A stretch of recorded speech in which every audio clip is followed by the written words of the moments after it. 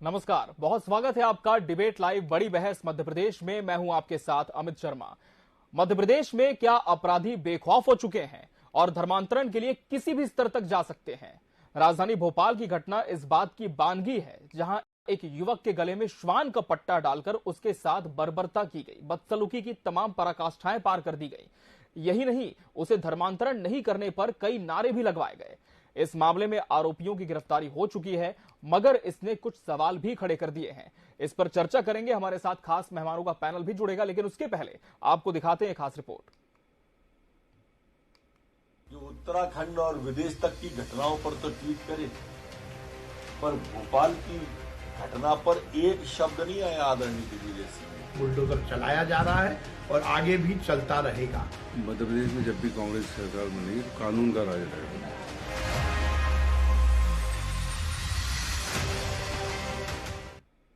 भोपाल से जुड़ा एक वीडियो सोशल मीडिया पर वायरल हुआ। इसमें एक युवक को गले में पट्टा बांधकर घसीटते हुए देखा गया। वो सड़क पर घुटनों के बल बैठा। वीडियो में दिख रहा है एक अन्य शख्स पट्टा पकड़े हुए है। वो युवक को श्वान बनाकर भौंकने के लिए कहता है। वीडियो में पीड़ित युवक कह रहा है, मैं मियां भाई भी बनने के लिए तैयार हूँ। पुलिस ने पीड़ित की शिकायत पर 6 आरोपियों के खिलाफ धार्मिक स्वतंत्रता अधिनियम समेत अन्य धाराओं में केस दर्ज किया है। इनमें से 3 आरोपियों को सोमवार को गिरफ्तार कर लिया गया था, तो वहीं बचे 3 आरोपियों को मंगलवार यानी आज गिरफ्तार कर लिया गया। मामले में लापरवाही बरतने के आरोप में टीआई अनुराग लाल को लाइन अटैच कर दिया गया है। उनकी जगह ट्रेनी आईपीएस आयुष गुप्ता को टीआई टीला जमालपुरा बनाया गया। सरकार एक्शन में है, सीएम बेहद नाराज हैं। आरोपियों के घर पर बुलडोजर चल रहे हैं। एक व्यक्ति के गले में पट्टा बांध के अमानवीय कृत्य करने वालों की निंदा के लिए तो कांग्रेस के दिल्ली से लेके भोपाल तक और भोपाल से लेके गांव की चौपाल तक एक शब्द नहीं निकला। वो चचा जान आदरणीय दिग्विजय सिंह जी जो उत्तराखंड और विदेश तक की घटनाओं पर तो ट्वीट करे, पर भोपाल की घटना पर एक शब्द नहीं आया आदरणीय दिग्विजय सिंह जी का। वो हिंदू बेवकूफ नहीं, कमलनाथ जी जो कहते थे हिंदू का ही बेटा था जिसको गले में पट्टा बांध के भौंकने का कहा गया। धर्म परिवर्तन की बात जहां एक शब्द नहीं बोला इनने। जो ये कल घटना सामने आई थी उसमें कल तक 3 आरोपी गिरफ्तार हुए थे। आज बाकी 3 को हिरासत में ले लिया गया है, अभिरक्षा में ले लिया गया है। उसमें से एक नाबालिग है और बाकी 2 बालिग हैं। और इन्हें एक को पीजीपीटी ग्राउंड से लिया गया, एक को निशातपुरा हाउसिंग बोर्ड से लिया गया और एक को घर से ही लिया गया। हाँ, वो जो पुलिस की टीम ने अपना काम जैसा भी उन्हें लगा उस हिसाब से किया है। सर, आरोपी को न्यायालय पेश किया जाएगा? आज पेश किया जाएगा। अपराध और अपराधियों से जुड़े मामले आंकड़ों से आईना दिखा रहे हैं। भोपाल में ही महिलाओं की हालत खराब है। पिछले 5 माह में 150 दुष्कर्म और 186 छेड़खानी के मामले दर्ज हुए। कहीं मंत्री के भाई पर हमले का मामला है तो कहीं एक ही परिवार के कई सदस्यों को गोलियों से भूनने का वीडियो। आखिर सरकार पर विपक्ष नाकामी का आरोप क्यों न लगाए? मध्य प्रदेश में जब भी कांग्रेस सरकार बनेगी तो कानून का राज रहेगा। मध्य प्रदेश में जब भी कांग्रेस सरकार बनेगी तो कानून का राज रहेगा। मध्य प्रदेश में जब भी कांग्रेस सरकार बनेगी तो कानून का राज रहेगा। वहीं इस मामले पर सरकार के उच्च चिकित्सा शिक्षा मंत्री ने कहा कि अपराधियों के हौसले बुलंद कब होते हैं। धर्म के प्रचार के नाम पर धर्मांतरण के बढ़ते मामले कब नहीं रुकते। लव के नाम पर भोली लड़कियों को फंसाने का कुचक्र क्यों नहीं थमता। सरकार का बुलडोजर क्रिमिनल्स में खौफ पैदा क्यों नहीं करता। राजनीति तो होती रहेगी, लेकिन आम जनता के दिलों में पैदा होने वाले सुलगते सवालों के जवाब तो खोजने ही होंगे। जो भी कार्रवाई हो रही है वो कानून प्रदत्त जो शक्तियां प्रशासन को दी गई हैं उसके तहत है। कांग्रेस को हर जगह तुष्टीकरण दिखता है, हर जगह हिंदू और मुसलमान दिखता है। कांग्रेस को हर समय धर्म और राजनीति दिखती है। किसी भी अनर्गल काम करने वाले व्यक्ति, किसी भी अपराधी की यदि कोई अवैध संपत्ति है तो उसको तोड़ने का अधिकार सरकार और प्रशासन के पास है और उसी अधिकार का प्रयोग करते हुए बुलडोजर चलाया जा रहा है और आगे भी चलता रहेगा। भोपाल में मानवता को शर्मसार करने वाली घटना घटित हुई है। मामले में सरकार ने कड़ा रुख अख्तियार करते हुए सख्त एक्शन भी लिया, लेकिन अब इस पर राजनीति शुरू हो गई है। पक्ष विपक्ष के बीच आरोप प्रत्यारोप का दौर भी जारी है। विपक्ष आंकड़ों से सरकार को घेरने में लगा है। प्रदेश की कानून व्यवस्था जिस सरकार के पास है उसके मंत्री जवाब देने की बजाय सवाल कर रहे हैं। बहरहाल अब आगे देखना होगा कि ऐसी घटनाओं पर लगाम कब लगेगी, कब अपराधियों में कानून का डर दिखेगा। अपराधियों के हौसले कब पस्त होंगे? टीवी 24 के लिए भोपाल से जीएस गोविंद की रिपोर्ट। तो कुचक्र पर नकेल कब, इस पर आज हम चर्चा करेंगे। हमारे साथ खास मेहमानों का पैनल भी जुड़ चुका है। सबसे पहले आपका उनसे तारुफ करवा दें। हमारे साथ भाजपा प्रवक्ता सत्येंद्र जैन जी जुड़े हैं। सत्येंद्र जी, आपका बहुत बहुत स्वागत है डिबेट लाइव में। कांग्रेस प्रवक्ता कुंदन पंजाबी जी भी इस डिबेट का हिस्सा है। कुंदन जी, आपका भी बहुत बहुत स्वागत है। वरिष्ठ पत्रकार केशव पांडे भी इस चर्चा का हिस्सा है। केशव जी, आपका भी बहुत बहुत स्वागत है। सत्येंद्र जी, निश्चित तौर पर कार्रवाई हुई है, इससे किसी भी तरह का इनकार नहीं है। आरोपियों के अवैध निर्माण पर बुलडोजर चला, 6 आरोपियों की इस मामले में गिरफ्तारी हुई, जुलूस निकाला गया, लेकिन कार्रवाई देर से हुई है। इस पर सवाल खड़े हो रहे हैं। इस पर पार्टी क्या संज्ञान लेगी, क्योंकि लॉ एंड ऑर्डर का विषय है और यह घटना किसी दूरस्थ अंचल में नहीं बल्कि राजधानी भोपाल में ही घटित हुई है। सत्येंद्र जी। देखिए जी ये जो घटना घटित हुई जी बड़ी संवेदन जिसके साथ भी जो होती है, तो भारतीय जनता पार्टी की संवेदनाएं हैं जी उन परिवारों के साथ, क्योंकि बड़ा एक कष्टप्रद घटना है, ये बात तो सही है। और भारतीय जनता पार्टी उनके दुख में हमेशा सहभागी है।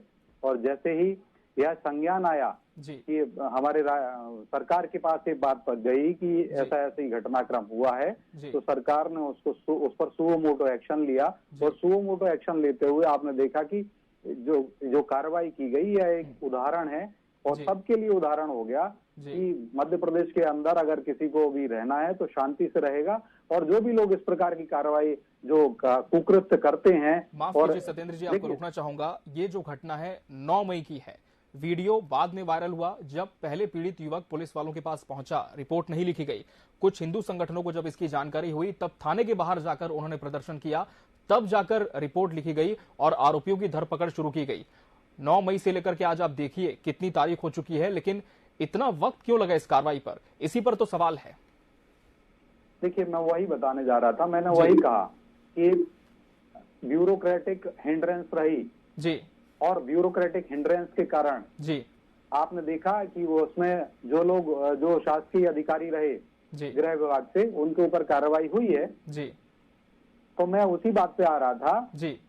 मैंने कहा सरकार को, जो हमारे जैसे माननीय गृह मंत्री जी हैं या माननीय मुख्यमंत्री जी हैं, हमारी सरकार है जी, जो शीर्ष सरकार का शीर्ष स्तर है, उसको जिस पर जैसे ही ये संज्ञान में आया कि तो यह बड़ा दुखद घटनाक्रम हुआ है, उस पर कार्रवाई की गई, उसमें ऐसा लीपापोती नहीं की गई। देखिए आप, और उस सारे 6 के 6 लोगों को, 6 अपराधी जो हैं उनको पकड़ लिया गया है और उनके ऊपर राष्ट्रीय सुरक्षा कानून, जिसको नेशनल सिक्योरिटी एक्ट भी कहा जाता है, वह धाराएं भी आरोपित की गई हैं, क्योंकि राष्ट्रीय सुरक्षा के साथ यह खिलवाड़ है। दूसरे साथ ही साथ धर्म स्वतंत्रता अधिनियम, धर्म स्वतंत्रता अधिनियम में कोई किसी भी धर्म में दीक्षित हो सकता है अगर उस धर्म के सिद्धांतों से वह प्रभावित हो जाता है, तो उसकी पालना कर सकता है किसी भी धर्म की। लेकिन जो जोर जबरदस्ती अगर किसी धर्म के बारे में कह रहे हैं कि ये कहो वो कहो, तो उनके ऊपर वह कानून भी लगा है, उसकी धर्म स्वतंत्रता अधिनियम। या बहुत अच्छा, जिसको कि कांग्रेस ने महापाप करने जा रही कांग्रेस कर्नाटक के अंदर, इसी धर्म स्वतंत्रता कानून को वहां पर सिर्फ और सिर्फ तुष्टीकरण की विषबेल को बढ़ाने के लिए, जो तुष्टीकरण है वोट की राजनीति, अपीजमेंट पॉलिटिक्स है, उस वोट बैंक की अपीजमेंट पॉलिटिक्स की विषबेल को और एक वर्ग को खुश करने के लिए कांग्रेस कर्नाटक के अंदर उस कानून को खत्म करने जा रही है। आप देखिएगा वहां पर भी इसके बहुत सारे दुष्परिणाम सामने आने वाले हैं और आपका मीडिया इसको बताएगी। मैं बात कह रहा हूँ मध्य प्रदेश शासन की, अगर बात करें भारतीय जनता पार्टी के शासन का, शिवराज शासन का, तो शिवराज जी का शासन, शिवराज जी स्वयं कहते हैं कि हम दुष्टों के लिए, जो अपराधी हैं उनके लिए वज्रदंड की तरह हैं और वज्रदंड का प्रहार होगा। और मध्य प्रदेश की जो 8.5 करोड़ जनता है उसके लिए पुष्प तो अपराधियों पर वज्रदंड का प्रहार होगा, ये बीजेपी कह रही है। लेकिन कुंदन जी, जिस तरह से आपकी पार्टी का स्टैंड पूरा इस तरह से आया, पीसी शर्मा ने बयान दी कि जब मध्य प्रदेश में कांग्रेस की सरकार आएगी तब लॉ एंड ऑर्डर जो है वो टाइट होगा, सख्त होगा, तो क्या वर्तमान में आप देखते हैं कि मध्य प्रदेश में जो कानून व्यवस्था है वो लचर है, और क्या इसी वजह से 1.5 महीने लग गए इस पूरी प्रक्रिया को होने में?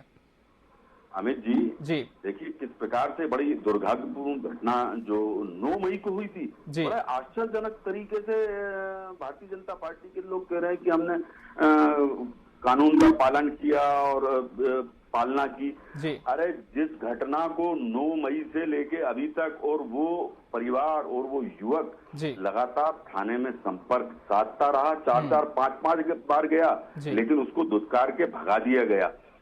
आज राजधानी के अंदर इस प्रकार की हालात है, लोगों की रिपोर्ट नहीं लिखी जाती और दुत्कार के भगा दिया जाता है, तो गांव देहात और जो दूर दराज के स्थल हैं वहां पे कानून की और कानून का पालन करने वालों की क्या स्थिति होगी, उसका भयावह अंदाजा मध्य प्रदेश के लोगों को इस घटना से लगाना चाहिए। किस प्रकार से यहाँ पे बैठकर एक लापरवाही प्रदेश के लोगों के साथ में की जा रही है। अगर उस पे सही समय पे उसकी रिपोर्ट लिखी जाती, उस पे कार्रवाई हो गई होती, तो ये घटना शायद इतना बड़ा रूप नहीं ले पाती। लेकिन भारतीय जनता पार्टी की शिवराज सिंह का जो राज है ना, वो जंगल राज के रूप में तब्दील हो चुका है। ये प्रदेश की जनता मध्य प्रदेश के अंदर लंबे समय से देख रही है। 5 माह के अंदर यहाँ पे मैं अपराधों का आंकड़ा दिखा दूं, 150 दुष्कर्म की घटनाएं हो गई महिलाओं के साथ में, छेड़खानी की 150 से ऊपर घटनाएं हो चुकी हैं। क्राइम में मध्य प्रदेश और दुष्कर्म में मध्य प्रदेश नंबर 1 पे है। अपराधियों का बोलाबाला है सरेआम, दिन दहाड़े मुरैना के अंदर एक ही परिवार के 6 लोगों को गोलियों से भून दिया जाता है। ये कानून व्यवस्था है मध्य प्रदेश की, और मध्य प्रदेश के गृह मंत्री माननीय नरोत्तम मिश्रा जी को बॉलीवुड और हॉलीवुड दिखाई देता है। उनको अपने विभाग का आंकड़े दिखाई नहीं देते, उनको अपने विभाग के ये लापरवाहियां दिखाई नहीं देती, लेकिन उनको बॉलीवुड हॉलीवुड जरूर दिखाई देता है। गृह मंत्री तो कह रहे कि हमने तो 24 घंटे कहा था, लेकिन 6 घंटे में गिरफ्तारी हो गई, इसे बड़ी उपलब्धि बता रहे हैं। मैं फिर से आप दोनों का रुख करूंगा। हमारे साथ वरिष्ठ पत्रकार केशव पांडे जी भी इस चर्चा का हिस्सा है। केशव जी, जिस तरह से कहा जाता है कि देर से मिला हुआ न्याय नहीं होता, क्या इस पूरे प्रोसेस में भी यही देखा जाए? क्या इस घटना में भी यही रूप देखने को मिलता है? और वो भी तब कि जब विषय इतना ज्यादा संवेदनशील है, पुलिस के पास वो लड़का गया, कई चक्कर काटे, रिपोर्ट नहीं लिखी गई, कुछ संगठनों ने प्रदर्शन किया, तब जाकर पुलिस ने देखा कि मामला बहुत गर्मा रहा है, सोशल मीडिया पर जा चुका है, फिर एफआईआर लिखी गई और तब ये पूरी कार्रवाई शुरू हुई। किस तरह से इसे देखा जाए? क्या कानून का कोई भी खौफ अपराधियों में नहीं है, और जो कानून के पहरेदार हैं, क्या वही अपनी जिम्मेदारी से विमुख हो रहे हैं? देखिए, मैं आपको ये बताना चाहता हूँ कि ये कांग्रेस और भाजपा का विषय नहीं है। बिल्कुल, दोनों ही पार्टियों के लिए कभी भी किसी भी समय कोई भी अवसर बन सकता है। इस साल चुनाव होना है, परिणाम सबके सामने होगा। अभी जो भोपाल शहर में जो मौजूदा परिस्थितियां हैं, उस परिप्रेक्ष्य में हम बात करें तो थानों में लगभग स्टाफ 9 के बराबर है। आलम ये है, पुलिस लाइन में 3 टीआई रैंक के ऑफिसर पड़े हैं जिनको थाना नहीं दिया जा रहा। इसके अलावा भोपाल शहर में लगभग 10 थाने ऐसे हैं जिन पे सब इंस्पेक्टर राज कर रहे हैं, जहाँ पे तैनाती होना चाहिए थे टीआई रैंक के ऑफिसर की। भोपाल को पुलिस कमिश्नर प्रणाली लागू हुए लगभग 17-18 महीने हो चुके हैं, जिसकी पहल सबसे पहले कमलनाथ के कार्यकाल में की गई थी और उसको अमली जामा फिर शिवराज सिंह चौहान की सरकार ने पहनाया। लेकिन 17 महीनों के भीतर में उसे जिन चीजों की नीड थी वो प्रोवाइड नहीं कराई गई। आज पूरा का पूरा पुलिस सिस्टम वेंटिलेटर पे चल रहा है। इसको कहने पर मेरे को कोई गुरेज नहीं है। अवधपुरी थाना का अगर कोई क्राइम होता है तो उसकी एफआईआर दर्ज करने के लिए टीटी नगर से सब इंस्पेक्टर महिला को बुलाया जाता है। पिछले दिनों आपने पुलिस मुख्यालय का आदेश पढ़ा कि महिला अधिकारों के अलावा, महिला अपराधों के अलावा अन्य अपराधों की जांच भी महिला ऑफिसर कर सकेंगी। ये आदेश पुलिस मुख्यालय की तरफ से जारी हुआ है। इससे मतलब साफ है कि पुलिस महकमे में तैनात महिला अधिकारियों को वो लीगल राइट्स नहीं दिए गए थे जो उनको देने चाहिए थे, क्योंकि विभाग में काफी अनुशासन होता है। अनुशासन विभाग के अंदर ही बोला जाता है, बाहर जाके नहीं उसको बोल सकते हैं, नहीं तो विभाग की गाज गिरती है। अब अभी जो तत्कालीन जो अभी मौजूदा सरकार है, इन सब बातों को दरकिनार कर रही है क्योंकि उसके पास बजट की बहुत ज्यादा कमी है। अभी 1 सप्ताह पूर्व ही मध्य प्रदेश की सरकार ने लोन लिया है, कर्ज लिया है बांटने के लिए, चुनाव कराने के लिए, इंफ्रास्ट्रक्चर को बनाए रखने के लिए। इसमें पुलिस का बजट बहुत कम लो प्रोफाइल का होता है। इसके अलावा दूसरा महत्वपूर्ण हम कारण बताएं कि पिछले दिनों 9000 कांस्टेबल की तैनाती का ऐलान सरकार की तरफ से किया गया। हमने 9000 कांस्टेबल भर्ती किए। उसकी मैं ग्राउंड रिपोर्ट बताऊं, उन 9000 में से 200 लोगों में भोपाल के, ओनली भोपाल 200 लोगों ने इस्तीफा दे दिया, वो स्विच ओवर करके दूसरी जॉब में चले गए। एमपी पुलिस का जो पुलिस का कैडर है उसमें बहुत सारे प्रयोग करने की आवश्यकता है।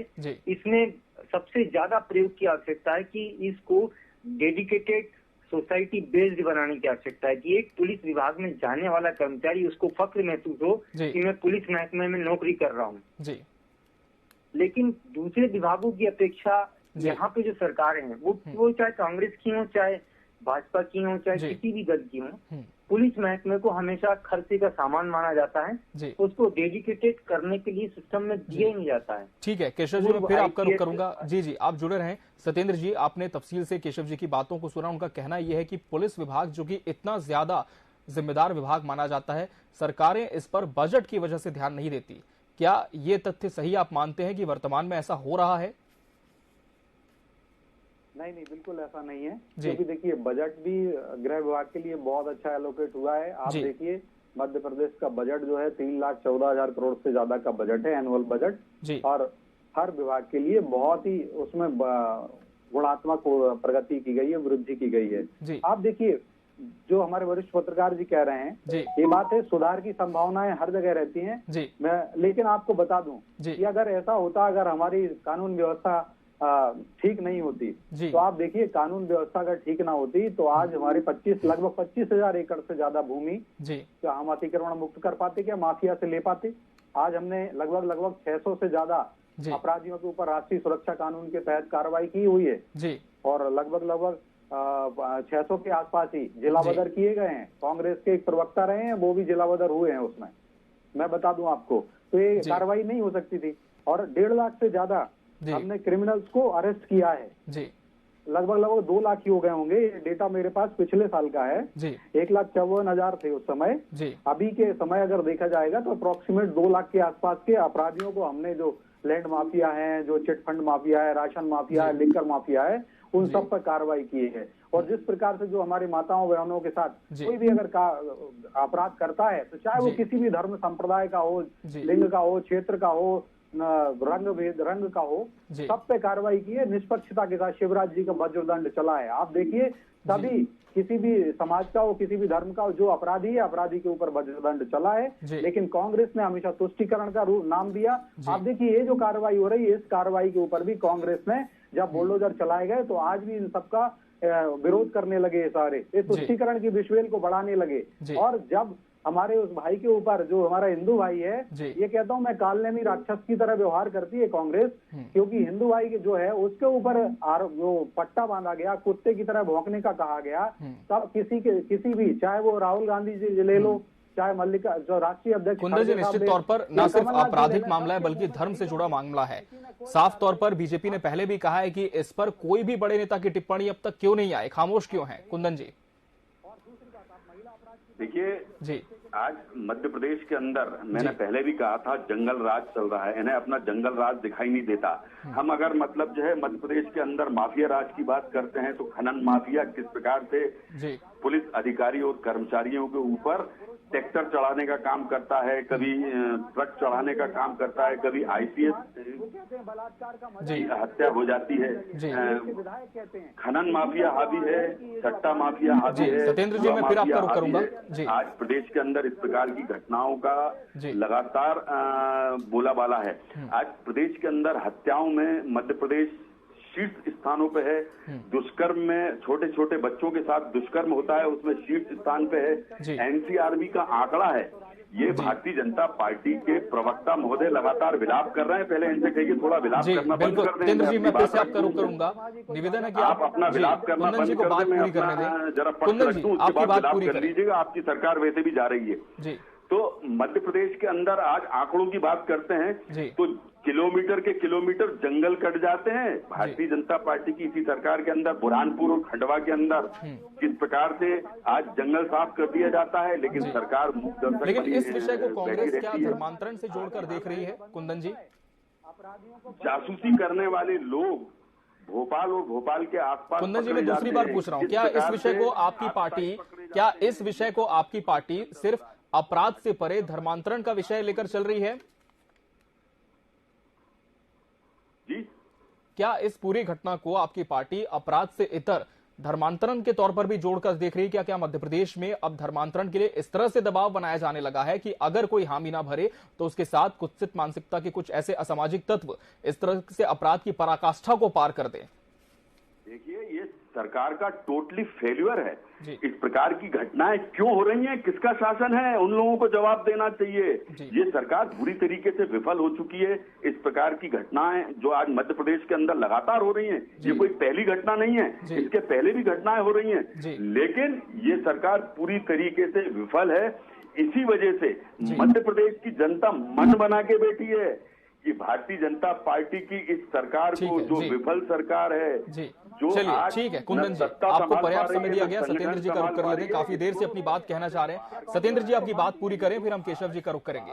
जी सत्येंद्र जी मध्य प्रदेश की जनता माननीय कमलनाथ जी सत्येंद्र जी जवाब दें। कुंदन जी मैं फिर आऊंगा आपके पास। सत्येंद्र जी आपकी बात रखें। जी कानून का देखिए जी देखिए मैं बता दूं आपको, कांग्रेस सिर्फ और सिर्फ रंगा सियार की तरह व्यवहार करती है। आप देखिए, अभी जो धर्मांतरण की बात पे अभी हमारे कांग्रेस के मित्र कह रहे हैं जी, इनका कांग्रेस से इनको बाहर कर दिया जाएगा, क्योंकि किसी भी नेता ने स्वीकार नहीं किया है जी, और इन सभी के मुंह पे दही जम गया है, क्योंकि ये तुष्टीकरण की विषबेल को बढ़ाने में आगे लगे रहते हैं। मैं बात कह रहा हूँ, अगर इन्होंने स्वीकार कर लिया तो फिर कांग्रेस समर्थन करे कि धर्म स्वतंत्रता अधिनियम बिल्कुल सही था जी, लेकिन ये नहीं कर पाएंगे। दूसरी बात, जो इन्होंने महिला अपराध की बात कही, मैं बताऊं कि सज्जन सिंह वर्मा जी जैसे जब नेता होंगे, जब रमेश कुमार जो 4 बार के चुने हुए विधायक कांग्रेस के हैं कर्नाटक से, वैसे होंगे, या राजस्थान से शांतिलाल धारीवाल जी जो मंत्री हैं वहाँ के, ऐसे नेता कांग्रेस के अंदर हैं, या प्रियंका गांधी ऐसी नेत्री हैं कांग्रेस की, जब वो कहती हैं कि बेटियां स्कूल में बिकनी पहन के भी जा सकती हैं, तो ये जरूर। और जब शांतिलाल धारीवाल कहते हैं कि राजस्थान मर्दों का प्रदेश है तो बलात्कार होते रहेंगे राजस्थान में, या रमेश कुमार जो कर्नाटक के विधायक हैं, जब वो कहते हैं कि अगर महिला के साथ बलात्कार हो रहा है तो लेटी हुई महिला को आनंद ले लेना चाहिए बलात्कार का। हम विषय पर ही रहे, मैं निवेदन करूंगा सत्येंद्र जी। बता रहा हूँ, महिला अपराध बढ़ाने में ये सारे नेता उत्प्रेरक का कार्य करते हैं, कैटलिस्ट का कार्य करते हैं, और निस्संदेह कांग्रेस को माफी मांगनी चाहिए, लेकिन कांग्रेस को धिक्कार है। कांग्रेस जो चल रहा है ना, चलिए ठीक है, हम केशव जी का रुख कर लेंगे। केशव पांडे जी, ये विषय निश्चित तौर पर बेहद संवेदनशील है, लेकिन जिस तरह से इस पर राजनीति हो रही है, क्या आपको लगता है कि अंत तक ये सिर्फ एक चुनावी विषय रहकर बनकर रह जाएगा, या फिर कोई ठोस कदम ऐसे शासन प्रशासन की ओर से उठाए जाने चाहिए ताकि इस तरह की घटनाओं की पुनरावृत्ति ना हो? देखिए, मेरा ये मानना है कि ये अभी जो मुद्दा उठा है, ये टोटल पॉलिटिकल ड्रामा है। ये दोनों ही पार्टियां अपने नजरिए से अपना चश्मा पहन करके देख रही हैं। मूल जड़ पुलिस महकमा है। पुलिस विभाग को जितना आप पावरफुल करोगे, जितना आप सुसज्जित करोगे, वो उतना पब्लिक डोमेन के बीच में जाकर के काम करेगी। अब पुलिस, अब चुनाव हो जाएंगे, उसके बाद पुलिस इस खेमे से उस खेमे में, उस खेमे से उस खेमे में रहेगी नेताओं के आसपास, और नेता अपने हिसाब से चलाएंगे। जनता के बीच जनता के लिए काम करने वाली पुलिस बनाना अभी बहुत चैलेंज वाला जॉब है, ये बहुत चुनौतीपूर्ण जॉब है। इसके लिए राजनीतिक विल पावर बहुत ज्यादा आवश्यकता पड़ेगी। जी बिल्कुल, इच्छा शक्ति की बहुत ज्यादा इस पर जरूरत होगी। कुंदन जी आपकी बात पूरी करें, फिर हम समापन करेंगे। जी कुंदन जी। देखिए अमित जी, मैं शुरू से कह रहा हूं, मध्य प्रदेश के अंदर कानून का राज रह नहीं गया। अब हर प्रकार से ये सरकार विफल हो चुकी है, और तो और इस सरकार से न सत्ता संभल रही है, न इनकी पार्टी संभल रही है। पार्टी के अंदर भी सिर्फ फुटबॉल है, और आज 18 साल 19 साल हो चुके हैं मध्य प्रदेश के अंदर इनकी सरकार को। जनता बुरी तरीके से परेशान हो चुकी है, भ्रष्टाचार से, बेरोजगारी से, महंगाई से, अपराध से, दुष्कर्म से और इस प्रकार की घटनाओं से। आज मध्य प्रदेश इनसे मुक्ति चाहता है, और भारतीय जनता पार्टी की सरकार से प्रदेश की जनता मुक्ति चाहना चाहती है, और पीछा छुड़ाना चाहती है। इसीलिए माननीय कमलनाथ जी की ओर आशा भरी निगाहों से इस प्रदेश की जनता देख रही है। चलिए ठीक है सत्येंद्र जी, आपकी बात पूरी करें सत्येंद्र जी। यहाँ पे कानून का राज होगा जी सत्येंद्र जी। को बल मिलता है, कांग्रेस माफी मांगे, कांग्रेस के कारण ये कानून व्यवस्था और कांग्रेस के कारण अपराधियों को बल मिल रहा है, दुष्कर्मियों को बल मिलता है, जहां शांतिलाल धारीवाल, रमेश कुमार सज्जन। चलिए तो कहीं ना कहीं कोशिश यही थी इस चर्चा की कि ऐसे संवेदनशील विषयों पर हम एक नतीजे पर पहुंचे, और पूरे जो प्रारूप को हमने देखा है इसका चर्चा का सार यही निकल कर आया कि पुलिस महकमे को और ज्यादा मजबूत बनाने की जरूरत है, संवेदनशील अफसरों की ड्यूटी लगाने की जरूरत है, ताकि जब भी इस तरह के मामले आए तुरंत उस पर कार्रवाई की जाए, इसके पहले की जो विषय है वो और ज्यादा बढ़ जाए। बहरहाल अब तीनों मेहमानों का बहुत बहुत शुक्रिया हमसे जुड़ने के लिए और इस डिबेट का सार्थक हिस्सा बनने के लिए आपका बहुत धन्यवाद। इसी के साथ बड़ी बहस डिबेट लाइव मध्य प्रदेश में आज के लिए फिलहाल इतना ही। मुझे दीजिए इजाजत, नमस्कार।